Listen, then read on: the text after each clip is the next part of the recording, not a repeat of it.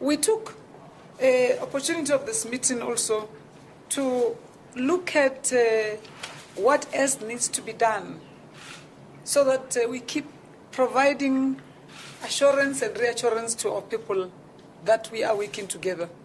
We have agreed that on top of all the bilateral MOUs and agreements that we had signed, we will pick or take a leave from that by establishing an early warning center, which will be coordinated by officials and ministers who serve from our side, from the security cluster, so that we are able to always keep each other, abreast and updated. We also do away with the reliance of photoshops and work with our media to deliver or share with our people real, true life facts about our relations. I reiterate that South Africa, the government, the president, the government, and the people of South Africa reaffirm that which is in our constitution, that we will fight against all forms of discriminations based on race, religion, sex, or creed, including Afrophobia. We further reaffirm that the constitutional democracy which enshrines human rights, Bill of Rights, democratic values, human rights, and equality of freedoms. We also dispel the notion that these incidents against foreign nationals were targeted to Nigerians, because it's going to be very, very difficult to execute that when no one else would be in your corner when you are involved in such acts. But also we have agreed during this meeting with the honorable ministers that we will not allow the minority criminality to spoil our good relations, that law enforcement agencies in both countries will be hard at work to make sure that our people from both countries and those who travel between two countries don't only are safe, but they feel safe. We also spoke to the new phenomenon we are picking up in our communities of property hijacks. We said we are watching that space and we will definitely deal with it adequately. Hence, I mentioned much earlier on about the early warning mechanism that we thought will be useful to us as we continue strengthening this very old bilateral ties that have now been reconfirmed at the highest level, at the level of heads of state. I want to take this opportunity once again to say we will strengthen our relations at the bilateral level and in each other's region, as Nigeria will be doing in ECOWAS, and we will be in SADC, to build a stronger Africa, the Africa we want, from us informed by our national development plan, and from both sides that which we committed to the UN Sustainable Development Goals, but coming back home to make sure that dreams of our forebears of Agenda 2063 and its 7 aspirations are taken good care of. So we will continue to cooperate at the level of at the bilateral level, the multilateral fora, and continue to fight for a presence and a proper representation at the United Nations Security Council. Once again, I hope you will find time to rest, Honorable Minister, and your colleague, the Minister of Interior, and don't rush back home. This is autumn, so it's really nice to be in South Africa at this time. I thank you, and over to you. The Honorable Minister of International Relations, of South Africa, the Honorable Minister of Home Affairs of South Africa, the Honorable Minister of Interior of Nigeria, the High Commissioners of South Africa and Nigeria, respectively, all the senior officials here present, and the gentlemen and ladies of the press and the media. Well, first of all, I would like to thank my dear sister, in particular, Maite, and the government of South Africa for inviting us here for this meeting. And I would like to, again, thank her for the wonderful spirit in which our meeting took place. And as she's correctly said, you know, last year, the President of South Africa, President Zuma, visited Nigeria and was hosted by President Muhammadu Buhari. And they made it clear that the relationship between South Africa and Nigeria is a special relationship. For that reason, they agreed, as the Honorable Minister has said, to raise the level of representation of the binational commission between South Africa and Nigeria to the level of president. So to meet regularly, annually, at that level, to show that it was a special relationship between the two countries. In addition, they both agreed that on not only bilateral issues, but African issues, regional issues, and international issues, that before South Africa takes a position on any issue concerning the region, concerning the world globally, before President Muhammadu Buhari does the same, that they would both speak to each other and have a common position. And that South Africa and Nigeria, the special relationship would mean speaking always with one voice on all issues, African or international. And of course, this really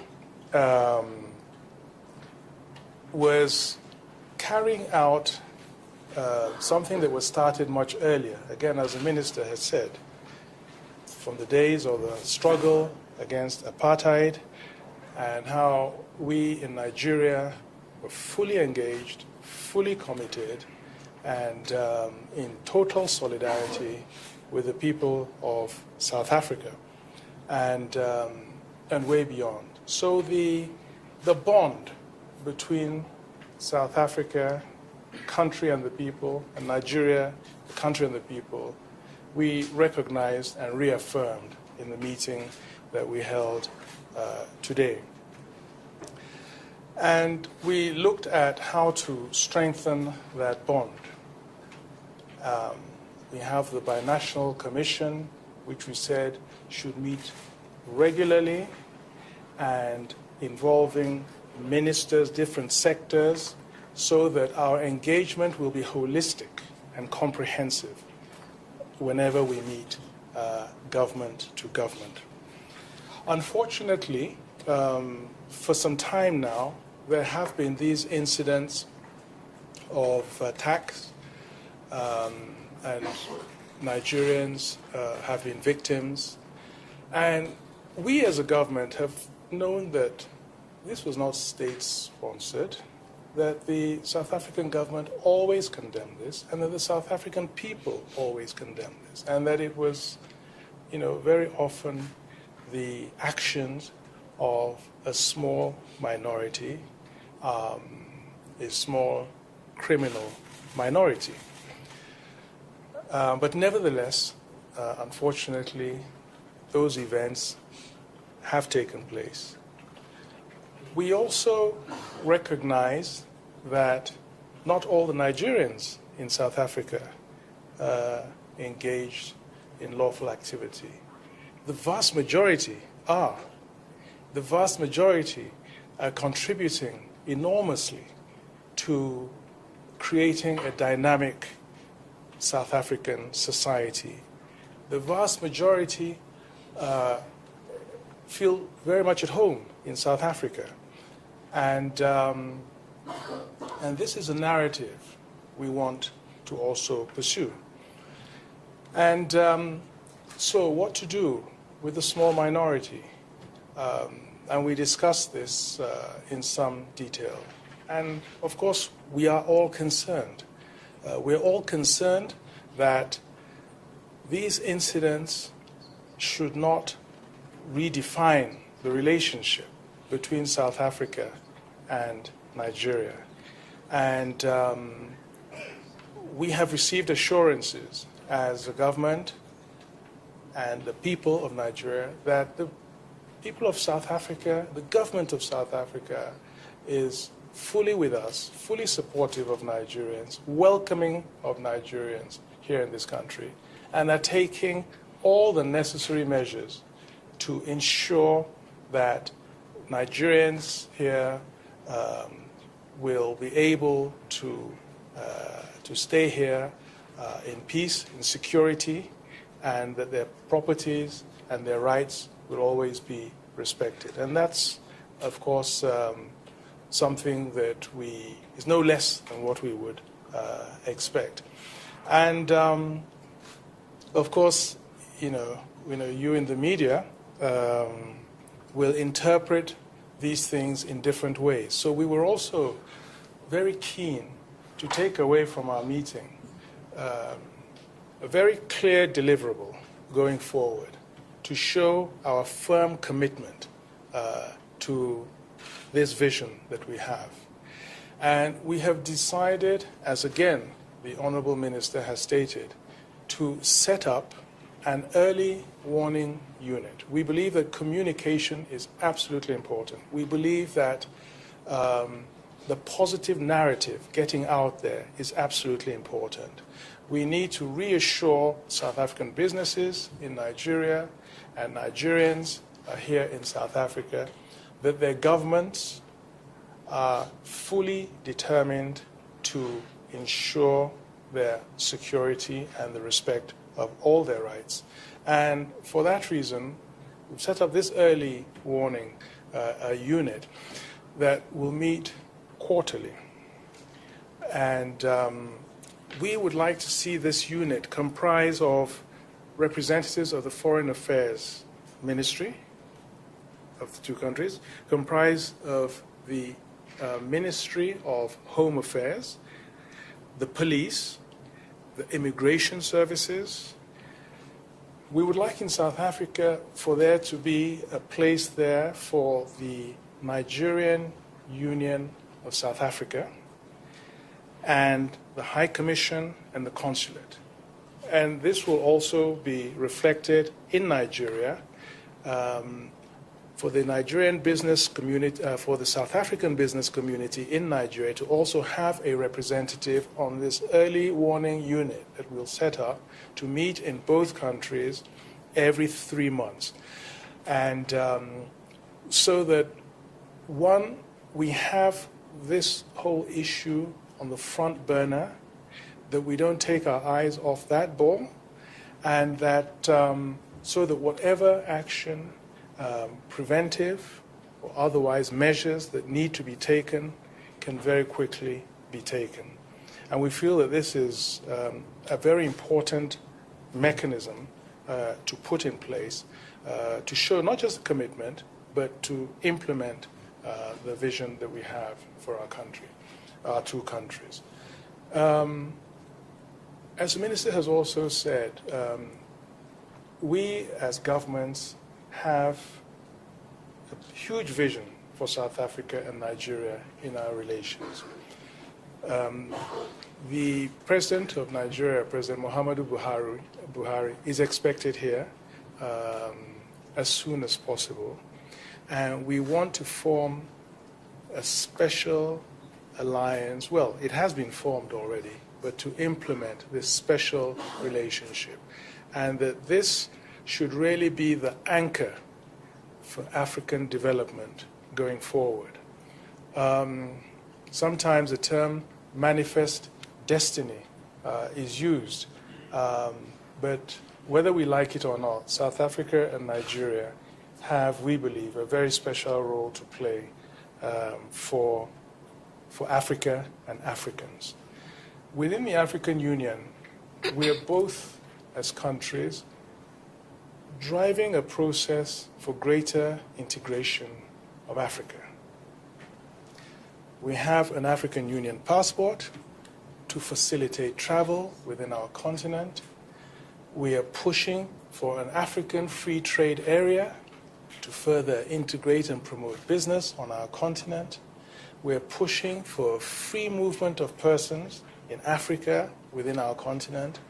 So we, as two countries, subscribe fully to a Pan-African and Pan-Africanist vision for Africa, and it is something that we fully believe in. So any idea of Afrophobia or xenophobia is not at all something that is representative of our common vision for this continent and for our people. And we will do everything at all the levels. The Honourable Minister and myself go back a long way, and so we have very strong personal relations and professional relations. And at our level, and we know that our principals, our presidents, are fully in tune with this Pan-Africanist vision, and we have to ensure that all our institutions of state buy into it, all our people buy into it, and that the media will push that positive message.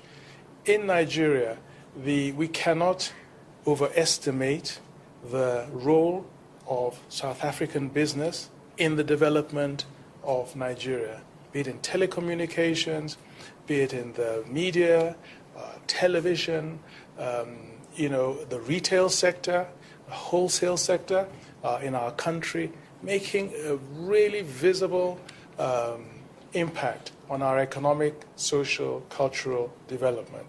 And the job creation that we're seeing because of this South African investment in our country is enormous. And so too here in South Africa.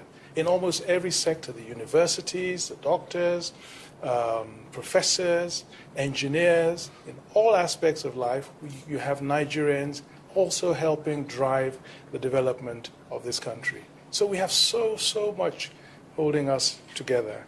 And we're not going to compromise that because of the activities of a lunatic criminal fringe. And so we're going to work together, very closely together, to ensure that we will hear no more of any, mass attacks of Nigerians here or anything of the sort, and to address any criminal elements, of the Nigerian community here in South Africa, and work together to ensure that our union, the special relationship, is vibrant and that we are not distracted any longer. So thank you all very much. Thank you, Ministers. SABC informs me that this press conference is live across the continent on Channel 4. So women in Nigeria, they're watching this, which is very good. The journalists also tell you they don't have any questions. That's a contradiction in terms. Journalists with no questions. Thank you very much, Minister. It's Shannon Ibrahim, foreign editor for Independent Media. A two-part question for the Minister of Nigeria. When the Nigerian Special Assistant to your President on Foreign Affairs and Diaspora, Yuri Erewa, warned of dire consequences if attacks on Nigerians in South Africa continue, was she speaking on behalf of the Nigerian government, and what consequences was she referring to? And secondly, how serious do you consider the threat of the Niger Delta groups when they say they've given the Nigerian government 1 month to close down South African businesses, or else they will launch serious attacks on on South African businesses. How seriously do you take that threat? Thank you. Yeah. Hi, good day, Ministers. It's Kaya here from ECA. You spoke about, of course, setting up the early warning system. How will it work if it's, regular meetings? How are you going to keep it active as opposed to having it lying dormant? Thank you. The last two questions.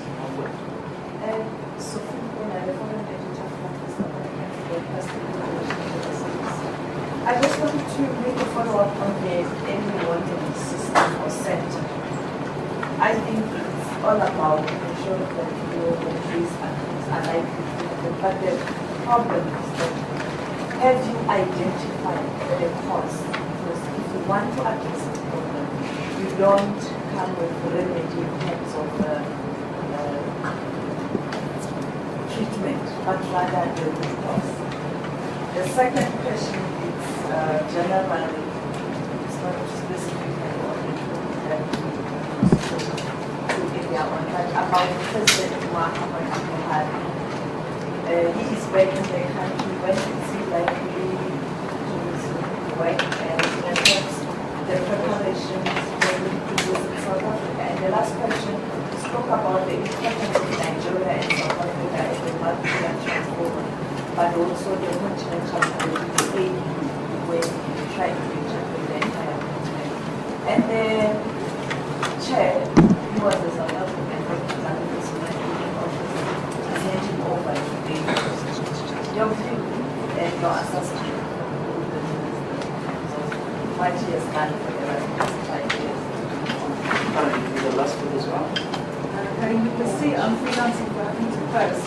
I have questions about the relations between our two countries, so perhaps one for either person can answer. The first is former President Mbeki last week at the APRM celebrations made a remark that South Africans are not xenophobic, that their attacks against Nigerians do not extend to all Nigerians, but only to a certain group. And there were some unhappiness from ambassadors in the room, other African ambassadors in the room. And Mbeki eventually said that there will be a meeting between him and other ambassadors. So will Nigeria be part of that meeting with the former president to talk about those issues? The next question is about the ICC. You're talking about common positions in the continent, but I know that Nigeria and South Africa differed about the ICC. What were the talks? Did Nigeria and South Africa actually debate this issue? And what did we agree to disagree on this small matter? And the next one is easier movement between the two countries. Are there any talks about easing restrictions between South Africa and Nigeria? Because it's notoriously difficult to get visas from our side. Thank you. SEC was not discussed today. Okay, thank you very much for those very good questions, I must say. Okay, starting with the first one first, regarding comments that have been made by other officials of the government. On matters of international relations and foreign affairs, the definitive statement and authoritative statement is from the Ministry of Foreign Affairs or from the media spokespersons of the presidency. Those are the two sources, okay? Any other source is not authoritative of the position of the Nigerian government. On the Niger Delta group, the simple answer to that on threats about withdrawing South African businesses, I think it's just an emotional outburst at a particular time. I'm not even sure it happened. You know, one person might have gone to the media and made some statement claiming to speak on behalf of the Niger Delta group. You know, as a small aside, you know, the government has been engaging with the Niger Delta group on internal issues. And, you know, one of the challenges was actually just to be able to identify the interlocutors, you know. So somebody just coming up and claiming to speak for the Niger Delta group, I wouldn't take that very seriously, and we certainly don't take it seriously. And can assure you that South African businesses in Nigeria are as safe now as they have been in the past and will be in the future. Details of the early warning, that's a good question. What we envisage is, so we have all those groups who will be taking part in that. In other words, foreign affairs, home affairs, police, immigration, Nigerian Union in South Africa, the High Commission, and the consulate. The High Commission and a focal point in the Ministry of Foreign Affairs will be organizing these meetings every 3 months. So we've identified the focal points who will be convening these meetings.